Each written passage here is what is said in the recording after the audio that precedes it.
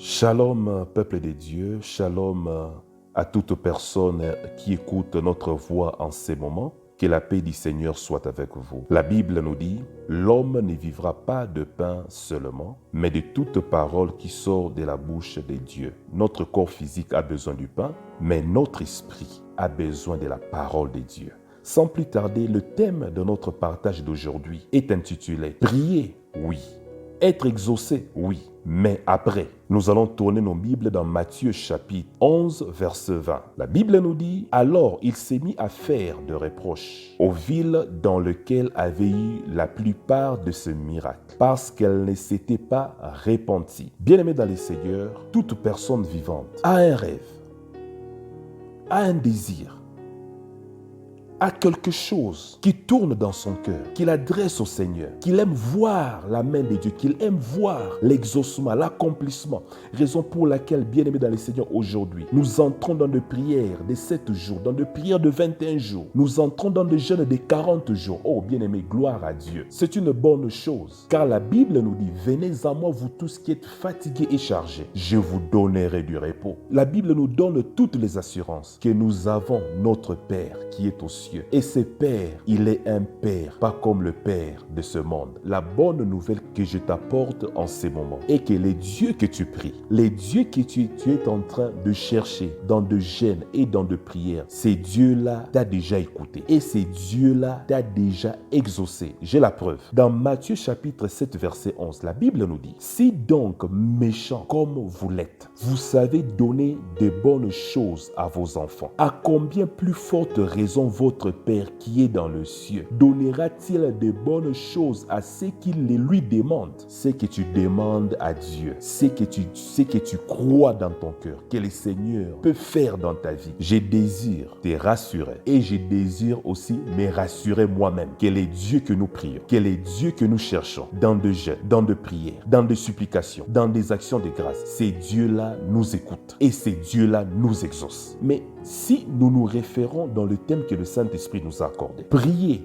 oui. Être exaucé, oui. Mais après, bien-aimé dans les Seigneurs, après avoir reçu l'exaucement, est-ce que c'est la fin? Qu'est-ce qu'il y a après? Imaginez-vous un peu quelqu'un qui était malade, quelqu'un qui était mourant. Mais le Seigneur accorde grâce. Le Seigneur fait miséricorde. Cette personne est guérie. Une personne qui était dans la prison, mais par la miséricorde de Dieu, cette personne a été libérée. Une personne qui a été condamnée à mort, par la grâce de Dieu, amazing grace, cette personne est libérée. Mais après cela, bien-aimé dans les Seigneurs, laisse-moi te dire, dans tout ce que le Seigneur fait pour nous, dans tout ce que Dieu a fait dans ta vie et dans tout ce qu'il fera, Dieu attend de nous quelque chose. Le message d'aujourd'hui est que Dieu attend de nous quelque chose, que deux fois nous ne prêtons pas attention. Sans plus tarder, nous allons voir dans Matthieu chapitre 11 verset 20, la Bible nous dit, « Alors il s'est mis à faire de reproches aux villes dans lesquelles avaient eu la plupart de ce miracle, parce qu'elles ne s'étaient pas repenties. Les dieux que tu pries, les dieux que tu sers, les dieux qui a les meilleurs plans pour ta vie et pour ma vie.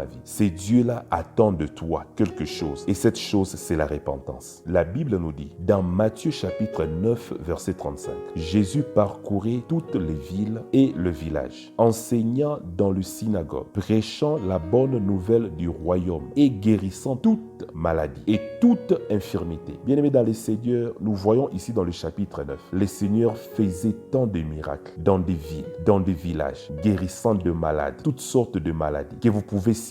Jésus-Christ guérissait toutes sortes de maladies et toutes sortes d'infirmités. Notre Seigneur avait fait tant de miracles. Maintenant, lorsque nous arrivons dans le chapitre 11, verset 20, la Bible nous dit, Jésus-Christ, si je peux dire avec un langage terre à terre, a un peu ralenti ses pas. Il essaie un peu de faire un petit bilan rapide. Mais il a dit, dans toutes ces villes, là où j'ai parcouru, ces gens ont reçu la grâce de Dieu. Ils ont reçu la guérison, non pas par la main d'un docteur de ce monde, non pas par la main, je ne sais pas moi, d'un guérisseur, d'un praticien, mais ils ont reçu la guérison miraculeuse dans leurs maladies, dans leurs infirmités. Mais je n'arrive pas à comprendre. Tous ces miracles devaient les amener à une chose. Mais cette chose n'était pas manifeste dans leur vie. Raison pour laquelle la Bible nous dit que Jésus-Christ a commencé à faire des reproches. Il a commencé à faire des reproches. Pourquoi? Parce que les personnes qui ont reçu la grâce, les personnes qui ont expérimenté sa main, Jésus-Christ attendait une chose de leur part. C'était la repentance. Jésus-Christ t'a déjà placé sur les rails de ton miracle. Jésus-Christ que tu pries, les dieux que tu cherches, t'a déjà placé sur le rail de ta guérison, sur le rail de ton mariage, sur le rail de ce que tu désires.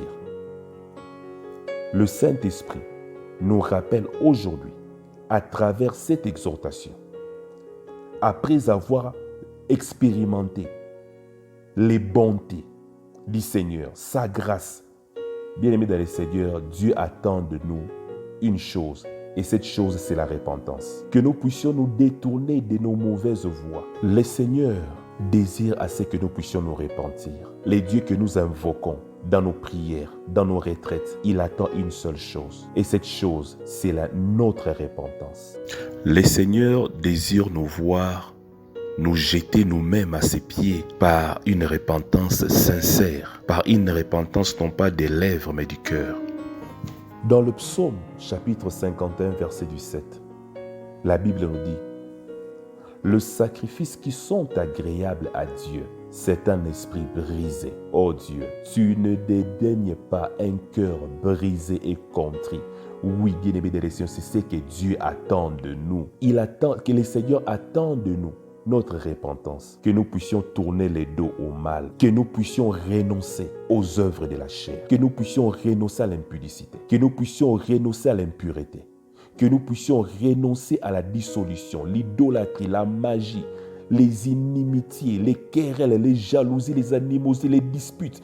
Le Seigneur veut nous voir renoncer à ces choses. En résumé, le Seigneur attend de nous. Ce que le Seigneur désire voir ardemment dans nos vies, c'est notre repentance. Car la Bible nous dit, ce que notre Dieu aime, c'est un cœur contrit. Le Seigneur veut nous voir regretter, renoncer à nos mauvaises voies, renoncer aux œuvres de la chair, renoncer à cette vie rebelle, renoncer à cette vie d'orgueil, renoncer à cette vie d'injustice, renoncer à cette vie de querelle, renoncer à cette vie de dissolution, de critiques, de calomnies, renoncer à cette vie de mauvais témoignages, de méchanceté. Notre Dieu attend de nous notre repentance. Comme je l'ai dit, le Seigneur t'a déjà mis sur les rails de ton élévation. Le Seigneur t'a déjà mis sur les rails de ton miracle. Mais Dieu attend de toi ta repentance. Dieu attend de moi ma repentance. Que nous puissions regretter nos mal, que nous puissions pleurer pour nos péchés, que nous puissions implorer sa grâce, que nous puissions demander sa grâce transformatrice afin qu'il puisse changer nos cœurs, afin qu'il puisse régénérer, afin qu'il puisse transformer nos cœurs bien-aimés dans le Seigneur. Raison pour laquelle lui-même a dit: cherchez premièrement le royaume des cieux et sa justice, et toutes choses vous seront données par-dessus. Ce que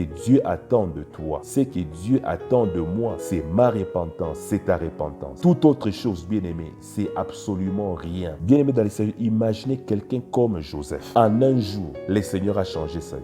Dieu a changé sa vie. En un jour, Joseph s'est présenté devant le Pharaon. En un jour, le même jour, Dieu lui a donné le discernement. En un jour, Dieu lui a donné la sagesse, de telle manière qu'il puisse donner la solution au problème des Pharaons. Et Pharaon l'a établi. Bien-aimé dans le Seigneur, ce que je cherche dans ma vie, Dieu peut me le donner en un jour. Bien-aimé dans le Seigneur, ce que tu cherches dans ta vie, Dieu peut te le donner en un jour. Dieu m'a déjà guéri d'une maladie que les docteurs ne pouvaient pas. À moins d'une seconde, j'ai été complètement guéri. Mais ce que Dieu attend de toi, ce que Dieu attend de moi, c'est notre repentance. Bien-aimés, nous devons renoncer. Prenons la décision aujourd'hui que nous puissions renoncer aux œuvres de la chair, que nous puissions renoncer à notre méchanceté, que nous puissions renoncer à notre orgueil, que nous puissions renoncer à toutes ces choses, à ces choses qui attristent son cœur, à ces choses qui afflige son cœur bien-aimé. Et son nom sera glorifié. Sa joie sera grande. Et son nom sera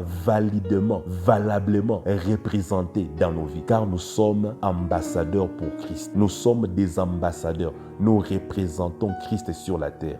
Mais pour que nous puissions le représenter valablement, nous devons d'abord nous repentir. Nous devons nous humilier devant lui. Nous devons étaler nos cœurs, renoncer à nos mauvaises voies, implorer sa grâce, implorer sa miséricorde. Et par la puissance du Saint-Esprit, Dieu va nous changer. Et notre vie sera réellement le reflet de sa gloire. Nous sommes arrivés à la fin de notre moment d'exhortation. Je désire que tu puisses prier là où tu es. Nous allons prier, bien-aimé. Ô Éternel notre Dieu, merci pour cette parole que tu nous as accordée.